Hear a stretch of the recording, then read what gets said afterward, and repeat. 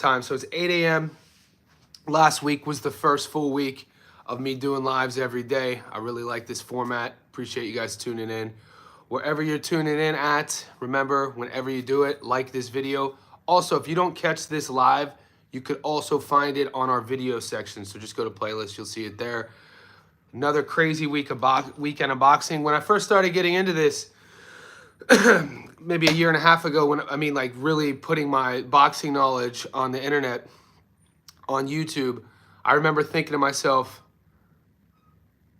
I wish I didn't have to wait for big main event fights to talk about boxing, because at the time I thought that the YouTube space was only for like pay-per-view events. Now, over the last year and a half, specifically over the last 6 months, I realized there is so much boxing every week, and so little people are reporting on it. Even when you look, there really aren't even mainstream boxing news outlets. The major ones that are online only put out content about the big major fights. So that's one of my missions with my professionally done edited, produced videos, are to highlight fights that the casual fan might not know about, and to educate the fight fans who might not be as deep as we are about those fights. So we got a bunch of fights coming up this week. That's the segue. We got cards in Japan. We got cards in Mexico. We got a card in Scotland. We got a card in the UK. We have a card in the States. So there's so much boxing. If you go to the community section, I put up the calendar. Because I'm a one-man show, I'm asking you guys. I'm featuring the Angelo Lee fight. I'm featuring the Josh Taylor fight. I'm featuring the I want to get to Moses Atamu. I want to get to the Maxie Hughes fight. But if you see any other of those fights that I might not have said, let me know in the comment section below, and I'll get to them. Here we go. David, did you lose on the Bohachuk stoppage? Money lines are the way to go, especially in the States. Crawfish overrated. I'm forever burnt out. Cedric, my man, what's up? We've had a big weekend. We have another big week. Moses is crazy. Yeah, so I'm already looking. We did the live yesterday doing our recap of Bohachuk. I'll just leave that there. If you guys want to talk about last night, message below. I know I've been getting a lot of messages, and I was checking on Michael Fox's Instagram, and I thought people were trolling me when they were trying to say that Fox got robbed, until I went to Fox's Instagram, and he's putting it up. He literally legitimately feels that he won that fight, and that is insane. I've watched that fight twice. What Michael Fox is saying, yeah, defense is boxing.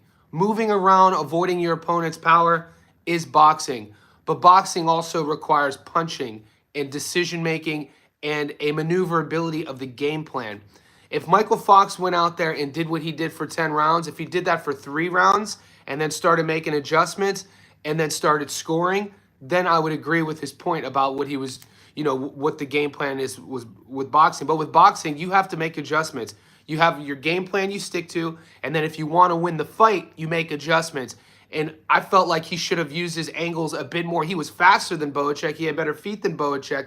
But other than that, what I talked about in our live stream, every time he would circle right and exit out of Bohachuk's grasp, he wasted his movement because he wouldn't plan on anything, and he wouldn't throw any punches. I thought because of that, when you look at the psychology of a fight, especially that one, he didn't do anything to win that fight, and he wasn't trying to win. So you have to take that into consideration. And so that, I could leave it there if you want. I'm not trying to bash Michael Fox. He was in over his heels. And it was actually it wasn't really a stylistically fan-friendly matchup for Bohachuk. That guy's style meshes perfectly with a Virgil Ortiz or a Bakr Murtazayev, or a Tim Tszyu. I'd like to see Bohachuk versus Tszyu. I just think those styles together would make more sense than a mover. You know what I'm saying? But guys, wherever you're tuning in, like this video. It's Monday morning here in Sydney, Australia. I think it's Sunday night where you guys are. Sergey Bohachuk exposed him. He's not a high-level fighter. The only thing that saved him is his height. Jesus, man, that sucked for me and other people. Crawfish, I think it's 9 rounds to 3. Yeah, that's how I had it too. Guys, if the longer you stick to my channel, if we're going heavy on our parlays, just stick to money lines. Because, if where I'm putting the majority of my money, I'm going to be safe with it. So I put it in the community section. I've hit 31 out of 31 fights in a row on the parlay section. That's the 9-legger, the 7-legger, or 15-legger. And you add up, you have more opportunities for things to go wrong, but you have less risk regarding odds. Now, if you want to have fun and add the stoppages, moving forward to next weekend with your stoppages, just put those on a separate parlay to get the odds and you don't have to bet as much. These are just options for you guys. I know a lot of you guys messed the parlay up because you wanted the stoppage with Bohachuk, and on one of my side parlays, I had Bohachuk, I had Fernando Vargas Jr., and I had Conlin for stoppage, and I lost the Bohachuk stoppage. And then I also, on another one, had the heavyweights. But if you guys watched last week, I told you, don't put Fisher and David Allen on your parlay. I didn't, and that's why I won. And whoever listened to me, hopefully you didn't as well. Just because, you know, the odds were closer. It was a rematch. It's a heavyweight division. And I like saving our money line parlay for, like, you know, hitting for sure things, man. We're locking at 31 for 31. Bohachuk dropped Ortiz twice. He did. I think the way to go is to bet on Abdullah Mason knocking out Nakatila and Opatai knocking out the... Yep, and David, put that on a side bet. Don't add that to the parlay, right? He did, but they weren't real knockdowns. Cedric, my man, always showing up with the love. Cedric Walcott in the house. Most of the time, it's best to keep it simple. Yeah, and I'm learning this as well, and like life's a learning process. When I was betting on... Here's a true story about my betting. In 2013, I moved to Sydney, and at the time, coming from Las Vegas, betting online, like on our phones, was illegal in America. So in Sydney, it was legal. So I started betting on college football. And at the time, they allowed us to do 25-leg parlays. And so in 2013, there was a lot less parity in college football than there is now, meaning the first 4 to 5 weekends of college football in 2013, you'd have Ohio State versus the Sisters of the Poor, $1.04. You'd have Notre Dame versus St. Thomas's Cathedrals High School, $1.03. And so what I did in that season, I added up 25 $1.04s, $1.05s. It would get to like 3 to 1. I'd bet $100 on it. And I ended up winning $18,000 on that college football season. And then I remember taking that money that I had won and paying for my first fitness business. But my point is, the apps down here don't allow you to do that anymore, and the odds have shifted. Now, since I started looking at boxing, I've only been looking at boxing like I used to look at college football over the last 6 months, and the odds are similar with so many fights and feeder fights and promotional fights. Meaning that you have a lot of these fight cards where gyms will bring 3 or 4 of their fighters, and we talk about it all the time. These fighters, no matter what, unless they get knocked out, they're going to win. And it's meant to build their resumes. It's meant to build the promotions. It's meant to build the fighter. And this is just part of the sport. We know that. I don't know any other sport that has that element in it to where I don't want to say it's a gimme for that $7 to win, but it's pretty close. And I mean, look at our odds. Look at the last month on the channel. This is what we've been doing. Salute, Johnny. I need to start following your betting advice. Shay, appreciate you. Enjoy the content. Cedric, my man. Goats in the house. Crawfish, are you 26 or 19? I don't know who you're talking to. I'm 43. Toxic Gameplays, you a pro parlay maker. Yeah, we're doing good on the parlay. I like the parlays, man. A lot of you boys were telling me to take the over and under. I know a lot of you guys follow other people who love the over and under. And then one of my buddies got hammered because he took the Allen, Johnny Fisher under 1.5 knockdowns. And, like, I just don't feel comfortable ever. If I'm going heavy, I just don't. If I'm betting like 1,000 on a fight and I want to take an over and under on a knockdown prop bet, I just can't do it. I feel much more comfortable doing the money lines. Because if you watch the Fisher-Allen fight, everything was going. If you're taking the under 1.5 knockdowns, everything's going well up until it doesn't. And Fisher gets dropped in the 5th. And then he gets knocked down again. And I think they counted the second one as a knockdown because he wasn't on the ropes and it wasn't a standing 8 count. So if you went heavy on the Fisher-Allen under 1.5 knockdowns because of how it ended, you lost. And I just can't do that. Like, that stresses me out. Crowfish, do not look 43. Thanks, man. I take care, I take care of myself. I live a healthy lifestyle. The longer you follow my channel, you'll know I'm a coach. So I'm a strength and conditioning coach. I run my own gym down here in Sydney. It's an invite only. I'm also a boxing coach. So I don't coach boxers. I don't coach people who want to become professionals. I coach the average person who wants to learn the fundamentals of the sport, and it keeps everyone's ego at check. So I'm very active. I practice what I preach. I write books on this stuff. I live kind of like a samurai lifestyle, and my first love was boxing. My dad took me to a boxing gym at 7. I found boxing again, though, at 32. I kind of like... Yeah, so that's my whole story. You'll learn it the longer you stay on the channel. I appreciate everybody. Where are you guys coming in from? Let me know. Monday morning here in Sydney, we got a big week. I already talked about the cards we're going to cover. I think the first fight I'm going to feature is that Maxie Hughes Archie Sharp fight. Right now, my betting book has the odds at the money line $1.26. I'm thinking about putting a parlay together today because last week I put I put my parlay together on Wednesday, which is your Tuesday night. And when I did, Haruta was $1.28. By the weekend, she had dropped to $1.09. So that's just something I'm learning over time. If if you want to get the parlays in early, it's better that way. But the book usually doesn't drop the method of victory bets until later in the week based on where that money's coming in at. So I'm going to start organizing that as well in my videos. Just in my breakdown, analysis, and predictions, only going to give you my money line, outcome bet, and then on the live stream on Friday, I'll wait till then to give you the method of victory. Ryan Littard, Sains, yep, 100%. Sean, I don't recognize Shawnee Shine on the parlays, but we hit it last week, just so you know. We hit Hedges, Sains, Littard, Conway, Haruta, Vargas, Trinidad, and Bohachuk. It was only a 2-1. But 3 days before in Sydney, we hit a 9. We hit Trahella, Adams, Kazi, Parr, Fawcett, Ryan, Garside, Goodman, and Evich. And that paid 22-1. So I had a friend who won 22,000 on my picks. He was sitting ringside with me. He put 1,000 on the 9 fights in Sydney and won 22K. It was pretty cool. Angelo Leo, I'm definitely covering that fight. Angelo Leo, that fight's going down in Japan. Bam Rodriguez, cherry pick, not gonna lie. How tall are you? I'm 5'11". So I'm 5'11". You know, I played quarterback in high school, played point guard in high school, and I played third base and played baseball in school as well, and boxed. Do people always tell you always look younger? Yeah, I always get that. He's 6'3". No, I wish I was 6'. I'm 5'11". My dad was 6'3". I'm aware, bro. Appreciate you. I don't like making parlays with British fighters because they're so unpredictable. Even the ones you think you're good. I like British fighters though, man. I like the matchmaking in the British fights. That's why it's a different style of boxing. I like what the fight looks like, meaning where the fight takes place. When you're watching a British fight, especially a domestic British fight, like think about the Jerome Warburton and the Conway fight that we featured. The whole fight happens in this space. Think about Eubank Jr. and Ben. It happens in this space. And that's something that I tip my cap to the Brits, because a lot of the American content creators will say, oh, they're only good on a domestic level. But at the same time, when you watch the Brits bang, when you watch them fight, you know you're going to watch a boxing. You know you're going to watch a fight. These dudes will fight just like that in the alley. They'll fight like that in the bar. Look at the history of boxing, bare knuckle boxing. Look at the history of the Gypsies and the Travelers in Ireland and England and Scotland. It's in their DNA to fight. And so from a gambling perspective, I'll put them on my parlay if I've seen them fight. The one thing I'll never do, guys, is give you my prediction on an outcome if I've never seen them fight. I'm not just going to do odds. I know some guys will just look at the odds and bet on the odds. I can't do that ethically. I have to know what the hell's going on. I need one. Miguel Cotto, Manny Pacquiao both come. Is Cotto coming out of retirement? I didn't hear that. The Brits have been some bangers. I agree. Cotto versus Manny.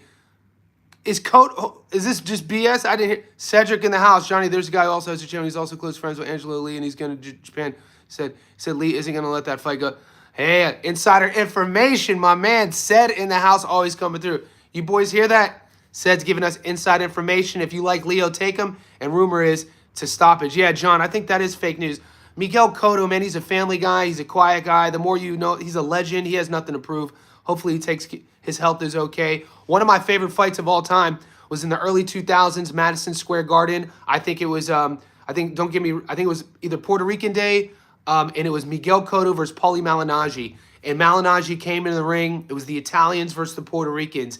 And Malignaggi came in looking like a pretty boy. And I remember thinking to myself, it might have been 2003. Don't quote me on that. And I remember thinking to myself, I've never seen a guy walk into the ring look so differently walking out. Malignaggi came in looking all pretty. By the end of that fight, he was coming on. He started to win rounds later in the fight, but Cotto beat him up. And Malignaggi never been beaten up before at that stage in his career. Young, slick fighter, good reflex fighter, not a lot of pop, but Cotto was in the prime. And it's a shame what happened, even though he got his redemption against fucking the Mexican guy, his name Margarito, but it's a shame the damage he took against Margarito. You know what I mean? That damage is kind of irreversible. I'll never forget watching the Margarito Cotto fight, and Cotto looks at his corner. He's like, I don't know what he's hitting me with. And then we all know how that turned out. And fuck off to piss off to Margarito, man, because that is some dirty, dirty stuff. If you don't know what I'm talking about, Google it. Yeah, he did look like Paulie D. Cotto would have been a better career without the load. Exactly, John. We're on the same level there. Cotto's put a PR fights under his promotion. Great fights. I got to look into that. Cotto's a stand-up guy, man. It's not fake news. He posted training montage.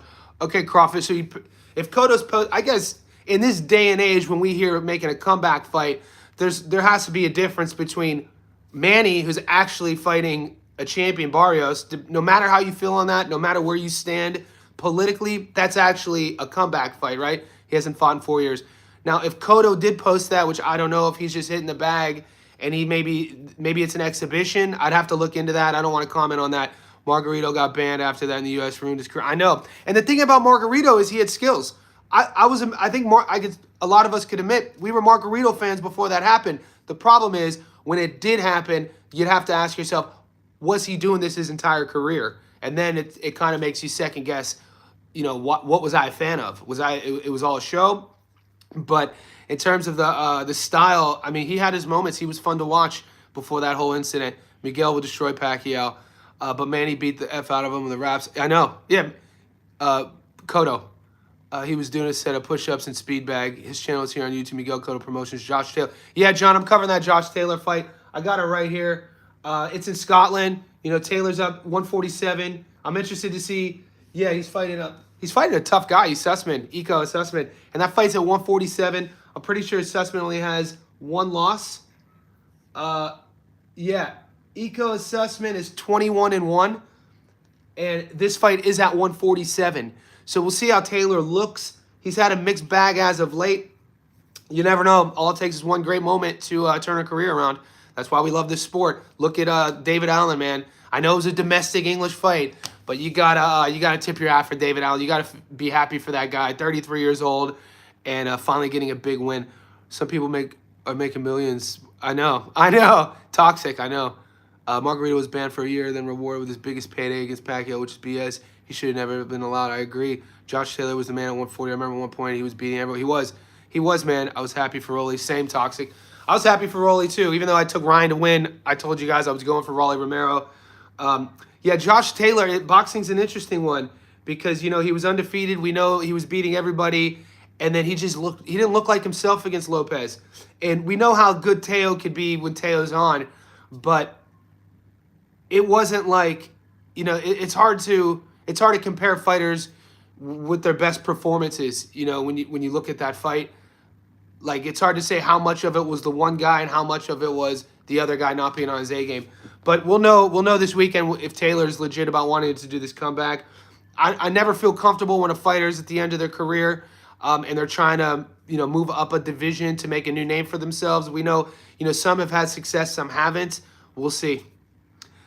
David Allen has the same name as me. Solid name. My middle name is Allen. Toxic. I thought Devin had power at 40 when he dropped Regis. Devin looked good against Regis, so that's another good example. And I think with Devin, what we talked about on our live last night, a lot of people, it doesn't get spoken about enough. When it comes to power, a lot of power relies on timing. And the thing, without getting too nerdy, there's a style of training, a style of methodology, plyometric training and strength and conditioning. And plyometric training is using our body's body weight to create force. Force creates power. But when you do that same equation on what creates power, speed creates power. And what creates speed? Timing. And so one of the things with Devin and his punch power, when his timing is on, that's when you see his power come. And you can have a guy with good power but no timing, and he really won't have that good of a career. So I always talk about, when I'm thinking trying to build the best boxer, I think timing is right there with speed and power. I think it's overrated and underlooked and undervalued. I don't hear a lot of people talking about the relevance of timing in relation to being a boxer with good power.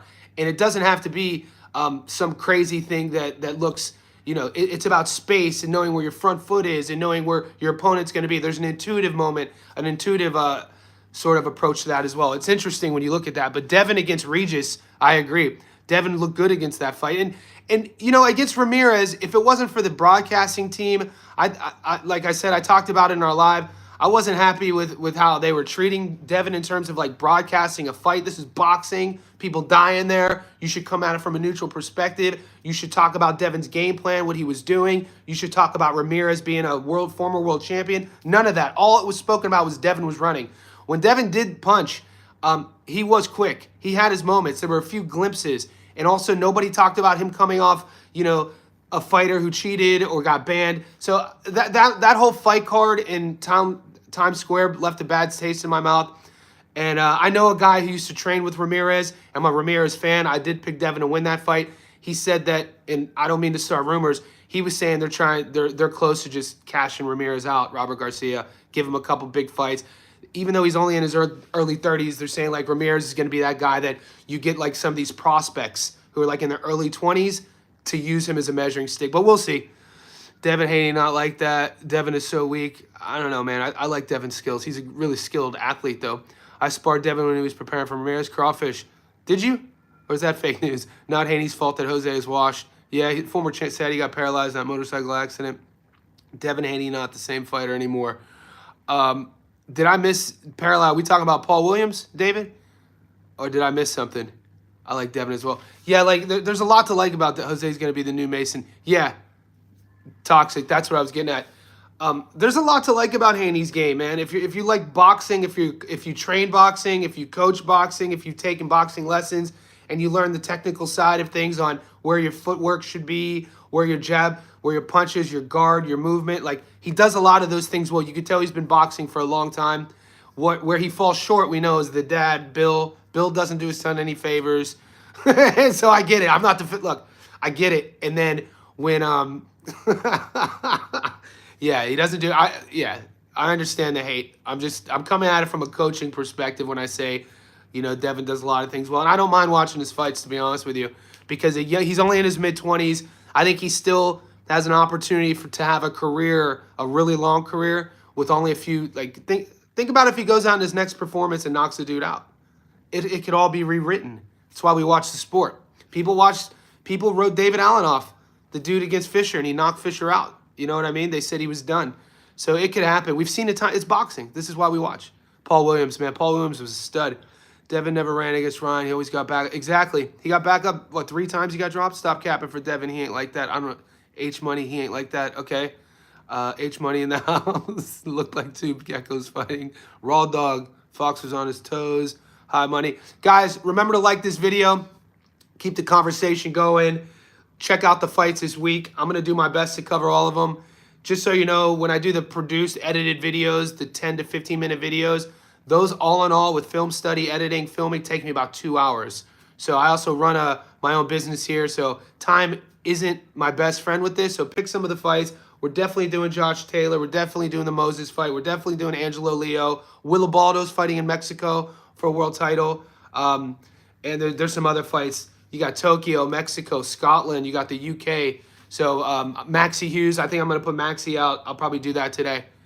I actually listen to the H Money's channel sometimes. Who the Browns starting quarterback? I'm a Brown. You guys know I'm a Cleveland fan. Let's not start talking about the Browns, man. Come on, we just got done with the Cavs making all of us depressed. Number 1 seed getting bullied. Talk about a soft team. I don't even want to talk about it. We fucking just got bullied against Indianapolis. Keyshawn said no, T.O. because of T.O.'s antics. Crawfish, you don't know what you're talking about. E.W. Shador Sanders. You think Shador's going to start in Cleveland? I don't know. Maybe. Great fights this weekend. We're gonna with the bookies. I want to see Emiliano versus Keyshawn. I like that fight. What'd you guys think of Fernando Vargas this weekend? I know a lot of you guys, a lot of people were hating on him. I understand the hate that comes his way, but Vargas fought a tough guy. When you look at his opponent, he had a handful of losses. He had only got stopped against Janibek Alamhanale and Jaime Munguia, so Fernando Vargas became only the 3rd person to stop his opponent. I thought he looked good. I thought he learned a lot in that fight. When he sits down on his punches, he got power. At 28 years old, not a finished product. He picked up boxing late. He's gonna have as good as a career as his matchmaking will be. But I know that the diehards want to just push these kids, these guys, into the ring with a world champion. He's not world champion ready. Come on, even if you're a Fernando Vargas Jr. fan, you got to admit that. Not world title ready. I don't know if he would be. He's in a that division, 154 pounds, killers all around. Go look at the rankings at 154 from 1 to 25. You'll be like, damn, that it's a stacked division with a lot of young up-and-coming fighters too, and a lot of one-loss guys who are tough. Yeah, the Pacers look good against Cleveland, man. Their bigs are, dude, Siakam look great. They look real good. Nemar look good. Fernando Vargas isn't that good. Good knockout. That's what I'm saying. I personally think Keyshawn is world class. I think Emiliano is still young enough. You got to think about Keyshawn's amateur pedigree, what he's learning on the job, that world championship experience he has. Keyshawn's a beast. Don't get it twisted. And he comes from a good camp. He seems like he lives his life like a professional, has a good head on his shoulders. Norfolk, Virginia in the house. Mentally must be tough to Fernando to be the unskilled Vargas. Emiliano just turned 21. Yeah, he's a kid. You know what I mean? But he's the young one that everybody's high on because he's younger, because, you know, he's going to get more polished quicker. He has more time on his side. Bro, I really want to see Murtazaev. Same. No, who wants to fight Bakram? You know what I'm saying? And I want to see Bakram not fight during Ramadan, because when you watched him fight the fight before Zoo, he fought during Ramadan. He looked drained out. When you watch him fight Zoo, and, you know, these are just facts. He didn't say that. This is just, in my own film study, that's what happened. He looked like a different guy against Zoo. What do you think about, I love Sugar Nunes. I think Sugar Nunes is a dog in that division. He was supposed to fight Kachachi, but Kachachi chose to take more money to have to fight Lee Wood. You know, he got paid more money. Of course he would. He makes double. Kachachi said he got paid double to fight Lee Wood than he would against Sugar Nunes. And think about the risk versus reward. I thought that was a smart business move. Kachachi's 36 years old, wants big fights. I think a lot of people are avoiding Sugar Nunes. That dude's a dangerous and a tough problem to solve in that division. I think Abdullah beats Emiliano. I'd love to see that fight. Shout out to Jason Tatum for giving him... Jason Tatum, unfortunate for that guy. New York doesn't deserve it. If Crawford wins, Bohachuk will get trainer of the year. Yeah, we have a lot to talk about with Crawford and Canelo, don't we? Did you guys just hear Turki Al-Sheikh announced today that Dana White is not promoting that fight? He pulled the plug on it. It's still going down where it's going down. It's just that Dana White and TKO Promotions, they will not be promoting Canelo versus Crawford. They announced this about 5 hours ago. Go to Turkey's Instagram. The promotional company who promotes Riyadh season will be promoting Canelo versus Crawford. And I know a lot of people are torn on that, and I'm a UFC guy, but I'm happy about that. I don't like where boxing is right now with the trajectory of it. I kind of, when they threw Dana's name in there, it just felt too much like a money grab to me. It felt like it was forced. It didn't feel smooth to me from a business perspective. You know, it didn't make sense for the fans, and I'm glad he actually did that. But a lot of people, they're kind of torn on that. Let me know how you feel on that. Dana is so gross. He's just mad because he won a Mexican Independence Day. Yeah, no comment on Dana. Dana pay structure would ruin boxing. Yeah, also, you know what? You don't put, we talked about this on the channel before about why that UFC structure, regarding the pay structure, how they pair their fighters, wouldn't work in boxing, because boxing's all about levels. You want to mold a guy into a world champion based on, you know, who you pair them up against. You don't want to just throw them in the deep end and just, you know, shorten their career right off the bat. The UFC is famous for doing this to guys. Think about Rory McDonald. Rory was supposed to be the next GSP coming out of Canada. Granted, you know, he was in that TriStar camp with Faraz Zahabi. Granted, he had a couple fights of the year with Robbie Lawler, but he never was on the upside. He was fighting those Robbie Lawler fights at 21 and 22 years old. And then he eventually retires young, leaves the UFC. I think he fights in the PFL for a little bit. But he never achieved his full potential because they threw him with a murderer like Robbie Lawler when Robbie was in the prime of his career and Rory was in his early 20s. Think about a guy like Yair Rodriguez. Yair Rodriguez is still one of my favorite fighters from Mexico, still a top guy. But when Yair was like 20 or 21, who's a striker, Yair, and I'm talking MMA a bit, I've been reporting on MMA for over a decade, by the way. I just don't talk about it on my channel. They threw Yair in there with a 2-weight world champion, Frankie Edgar, a wrestler, grappler, savage, when Yair was 21, a striker, a clean, undefeated striker, and Edgar just demolished him. Edgar beat him up so bad, I think Yair had to take 2 years off. And those are just two examples off the top of my memory of why that Dana White, not only pay structure, but the Dana White UFC structure of how they promote and match guys. I don't want to see that in boxing either. You have to take a guy in box. There's so many lessons in boxing as a fighter that are only learned in the fight. And a lot of that has to do with matchmaking and your coaches, and it's why an important corner is so important, because there's story after story of guys getting rushed, and we know what happens when guys get rushed. They have short careers. Holland has not ruined his career. Dana White was a failed boxing guy. Yep. He ran from Boston. It's well documented. Dana had to run from the Boston area to go to Vegas because of the gambling. Dana White was a failed boxing guy. I didn't know Zepeda and Shakur were fighting. Yep. At first, I gave Zepeda an outside chance to squeeze out a decision short. Now I don't. I'm up on. I like both guys. I like El Camarón. I like Shakur. I think Shakur wins that fight. I'll get into that more in depth the closer we get to that fight. I remember you were telling Muscle about Yair. Yeah, check. Yeah, I'm a big. Yeah, I like strikers. So when I'm watching MMA, I always cheer for strikers. It's like Shakur fighting Loma. Like one of my favorite fighters right now is Adrian Yanez. You know, he's not undefeated. He fights, I think, at 135. He's from Texas. Got great boxing, though. Yanez is a beast. When he first came into the UFC, I think his first 4 fights, he won not like stoppage of the night with his boxing. Great boxing, great timing, but he's had some losses as of late. It's a tough sport. It's like Shakur fighting Loma in 2018, 100%. Cookie, Dana White, KO boxing was to announce Tom Aspinall versus John Jones. Shakur said Zepeda punched like a heavyweight, and I'm not talking about the power. What do you think about Subaru Matias? I like that fight. David, I'm going to cover that fight. I like Matias, man, and I definitely like Puello. Puello's the better boxer. We know that Matias, I don't want to call him a one-trick pony. He doesn't have the best feet, and that's being a bit, that's being a bit kind. And I think Puello, the things that Puello does really well, Matias doesn't. And I think right now, this isn't my prediction. I like Puello in that fight. Puello showed me so much against Gary Antoine Russell. I became a fan of Alberto Puello after that Gary Antoine Russell fight because that fight started rough for him too. And Gary jumped out to a big lead, and Puello just showed his professionalism, was composed, and won that fight. And we all know how Gary looked in his next fight against Rayo. So that win ages really well. Great division. I love 140 pounds as well. You think Shushu gets a title? Shushu's a dog. Shout out to Bruce Carrington, man. He beat my boy from Sydney. And, he's a really good dude. Everything I heard about him, some of my guys were in that camp. They said he's really a good guy. I felt Sandor actually beat Puello. Sandor Martin, I picked Puello. Sandor fought really well. The thing about Sandor Martin, what this is it, he loses so many close fights. It's because he does enough early to be in the fight, but then mid to late, he doesn't do enough to win the rounds. He is one of the most frustrating guys to watch because he's so talented. Carlos Vargas, I appreciate you guys, man. Shout out Hollister, California. Love your channel. Always on point with the facts. When you're making me bet picks for necessary.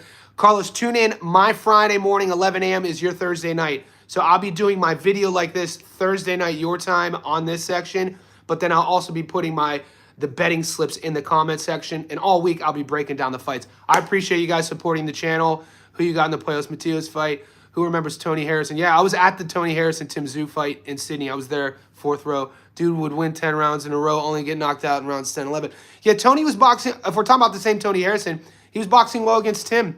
The same guy who he beat Charlo. Absolutely agree. Sando doesn't create separation. That's it, man. And he's so skilled. And I guarantee Martin's one of these guys, when he looks at his own tape, he probably gets frustrated because he has all the skills in the world. One of those guys doesn't jump off the page with anything exceptionally, isn't the fastest, isn't the biggest, isn't the strongest, but he can box. And he's a dog, and he wants to be there. It's just sometimes you want to turn his volume up a bit more. If this were a video game, like turn the volume up a bit more, I think he would win those close fights. It just hasn't been on the side. Puello has a solid resume, 24-0. Do you know Australian boxer Nick Gers? No. I don't know, and I know a lot of the Aussie boxers. Maybe should I look them up? Let me know about them. Are you going to go to Jai Apatai's fight? Right, I think that fight's in Brisbane. Right now, due to my work, I usually just stay local in Sydney. I live about 5 miles from the city, so it's easy for me. Are you going to go to... Tony has major boxing skills. He's not great power. Yep, that's it. Great speed, terrible chin, but damn, he has... Yeah, Tony Harrison and his timing and his feet. Tony's a technician in there. Yeah, you can't talk trash. You can't... He trolled you, Nick. You can't talk trash about Tony Harrison. Great boxer. What do you think about Josh Taylor fight Maxie Hughes odds? Yeah, I'm looking at it right now, Carlos. So the odds on that, we were talking about it. Josh Taylor's $1. Right now, I have sports. My book down here in Australia has Taylor at $1.36 and has Esserman at $3.30. So the money line on Taylor right now, if I put 100 on him, I'd get my money back plus $36, which on a parlay has good value. I just need to do my due diligence on Essuman. I know he has one loss, and I know he's going to be a tough fight, and it's Taylor's first fight at 47. So before I make my prediction, I want to do some research first. And let's look at that other fight you talked about.